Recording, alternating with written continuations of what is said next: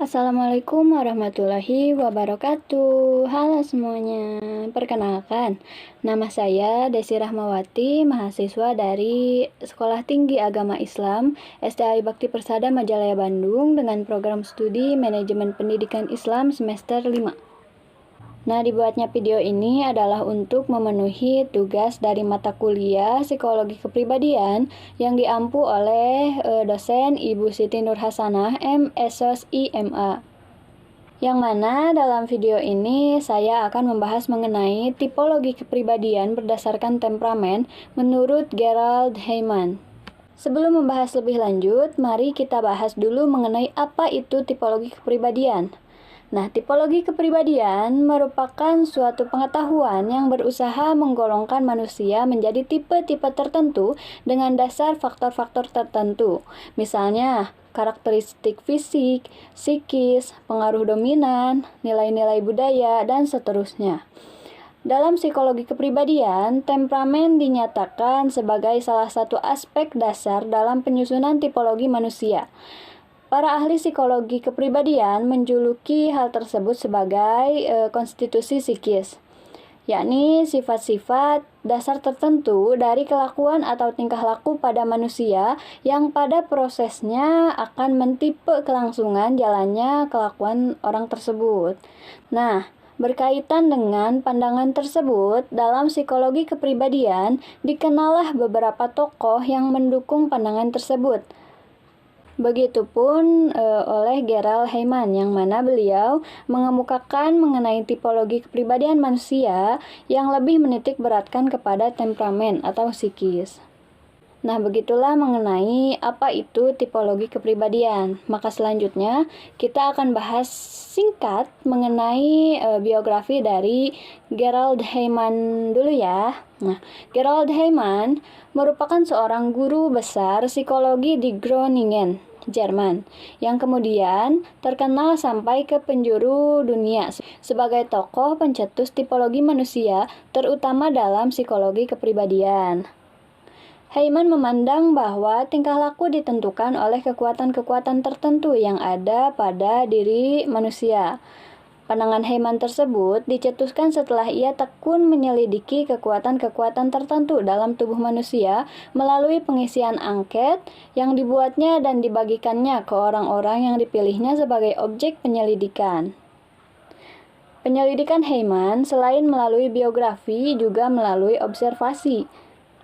Objek penyidikannya adalah orang-orang terkenal atau orang-orang besar yang dalam sejarah dunia. Caranya, ia melakukan penyelidikan melalui biografi yang ditulis dan dipublikasikan ke khalayak umum. Nah, yang mana ia melakukan penyelidikan pada yang pertama adalah bahan biografis. 110 biografi individu dari berbagai suku, tahapan kehidupan, dan juga tempat tinggal. Yang kedua, melalui keturunan mengenai melibatkan 458 keluarga dengan total 2.523 individu serta keterangan melalui 3.938 murid sekolah. Dan yang ketiga, melalui hasil penelitian laboratorium.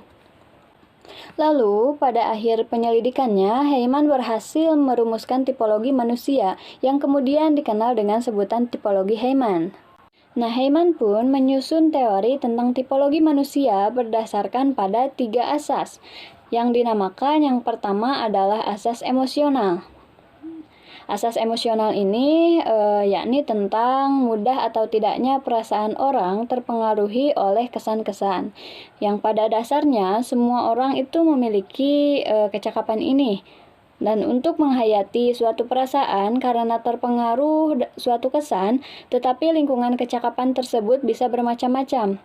Terdapat 2 golongan emosional, yaitu yang pertama adalah golongan emosional, dan yang kedua adalah golongan tidak emosional, yaitu untuk asas yang pertama. Lalu asas yang kedua, yakni asas aktivitas, yang mana merupakan banyak sedikitnya orang menyatakan diri, menjelma perasaan-perasaannya dan pikiran-pikirannya dalam tindakan yang spontan.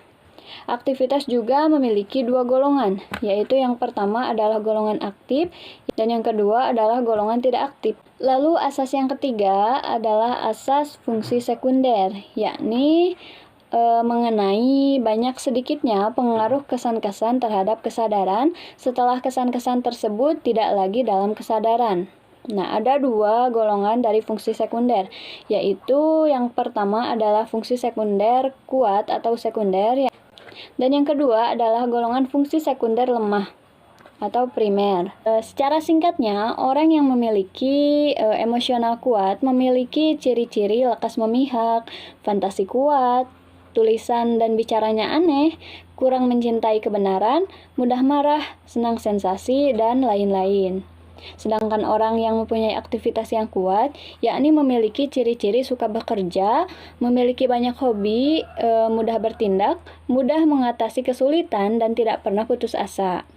Dan yang ketiga, mengenai orang yang berfungsi sekunder, yakni memiliki ciri-ciri betah di rumah, taat kepada adat, setia dalam persahabatan, besar rasa terima kasihnya, dan juga sukar menyesuaikan diri, serta konsisten. Nah, itu merupakan ketiga asas yang dikemukakan oleh Gerald Heimann. Nah, lalu hasil dari pengamatan Heimann itu juga pada perkembangannya dikenal dengan istilah kubus Heimann yang akan dijelaskan pada gambar sebagai berikut. Lalu, penjelasan tentang kubus tersebut juga akan dijelaskan dalam tabel berikut. Nah, penjelasan itu jika dikubuskan lagi akan menjadi seperti ini. Lalu, dari keenam tabel tersebut akan menentukan mengenai tipe watak manusia yang dikemukakan oleh Heimann tentang ciri-ciri yang tampak menonjol pada individu yang bersangkutan, yakni yang pertama adalah watak tipe nervous dengan ciri A+, A-, dan FS-. Yang kedua adalah tipe koleris dengan A+, A+, dan FS-. Lalu yang ketiga adalah watak tipe berpasi atau Gepassionerden dengan ciri A+, A+, dan FS+. Lalu yang keempat adalah watak tipe sentimental dengan ciri A+, A-, dan FS+. Lalu yang kelima adalah watak tipe amorph dengan ciri A+, A+, dan FS-. Lalu yang keenam adalah watak tipe sanguinis, yakni dengan ciri A+, A+, dan FS-. Lalu yang ketujuh adalah watak tipe phlegmatis dengan ciri A+, A+, dan FS+. Dan yang terakhir, yang kedelapan adalah watak tipe apatis dengan ciri A+, A-, dan FS+. Jadi, begitulah mengenai tipologi yang dikemukakan oleh Gerald Heimann. Maka, dapat ditarik kesimpulan nih, yakni kepribadian, yakni merupakan suatu kajian psikologi yang lahir berdasarkan pemikiran, kajian-kajian, atau hasil temuan dan hasil praktik penanganan kasus para ahli. Nah, objek kajiannya yakni adalah mengenai human behavior atau perilaku manusia yang pembahasannya terkait dengan apa, bagaimana, dan mengapa perilaku tersebut. Lalu, temperamen di sini yaitu dinyatakan sebagai salah satu aspek dasar dalam penyusunan tipologi manusia. Para ahli psikologi kepribadian menjuluki hal tersebut sebagai konstitusi psikis, yakni sifat-sifat dasar tertentu dari kelakuan atau tingkah laku pada manusia. Nah, sedangkan Gerald Heimann merupakan suatu tokoh pencetus tipologi manusia dalam psikologi kepribadian yang membahas mengenai temperamen.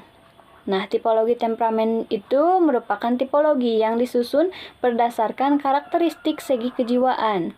Heimann menyusun tipologi tentang tipologi kepribadian yang didasarkan pada ketiga asas yang dinamakan asas emosional, kreativitas, dan juga fungsi sekunder. Dengan ketiga asas tersebut, Heimann menggolongkan kembali nih kepribadian seseorang kepada beberapa tipe kepribadian, yakni gepassioner, sentimental, nervous, koleris, sanguinis, phlegmatis, amorph, dan juga apatis.